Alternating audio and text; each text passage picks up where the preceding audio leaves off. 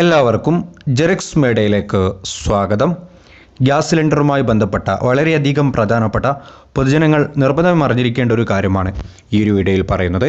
അപ്പോൾ എല്ലാവരും വീഡിയോ ആദ്യം തന്നെ ഒന്ന് ലൈക്ക് ചെയ്ത് വെക്കുക, എങ്കിൽ കൂടുതൽ ആളുകളിലേക്ക് ഈ ഒരു വീഡിയോ എത്തിച്ചേരുന്നതായിരിക്കും. അതുപോലെ ചാനൽ ഇതുവരെ സബ്സ്ക്രൈബ് ചെയ്യാത്തവർ സബ്സ്ക്രൈബ് ചെയ്യാനും ആ ഒരു ബെൽ നോട്ടിഫിക്കേഷൻ ഓൾ എന്ന ഓപ്ഷൻ എനേബിൾ ചെയ്യാനും മറക്കരുത്. നമുക്കറിയാം, നമ്മുടെ നിത്യജീവിതത്തിൽ ഒഴിച്ചുകൂടാനാവാത്ത ഒന്നാണ് പാചകവാതക സിലിണ്ടറിൻ്റെ ഉപയോഗം. സാധാരണക്കാരായ ഏകദേശം ആളുകളും പാചകത്തിനായി ഗ്യാസ് സിലിണ്ടർ തന്നെയാണ് ഉപയോഗിക്കുന്നത്.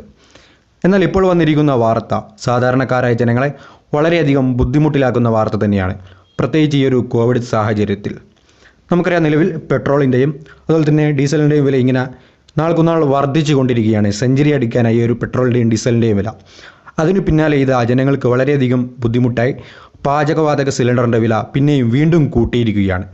ഏകദേശം 50 രൂപയോളമാണ് ഗ്യാസ് സിലിണ്ടറിൻ്റെ വില കൂട്ടിയിട്ടുള്ളത്. പുതുക്കിയ നിരക്ക് ഇന്നലെ രാത്രി മുതൽ നിലവിൽ വന്നിരിക്കുകയാണ്.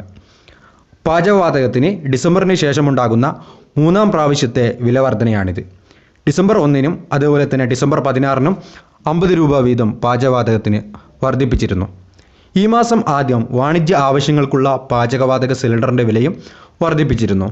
19 കിലോഗ്രാമിൻ്റെ സിലിണ്ടറിന് 191 രൂപയാണ് കൂടിയത്. ഇതോടെ 1335 രൂപയിൽ നിന്ന് 1528.5 രൂപയിലേക്കാണ് വില ഉയർന്നിട്ടുള്ളത്. എന്തായാലും ഈ ഒരു വാർത്ത ജനങ്ങളെ വളരെയധികം ബുദ്ധിമുട്ടിലാക്കുന്ന കാര്യം തന്നെയാണ്.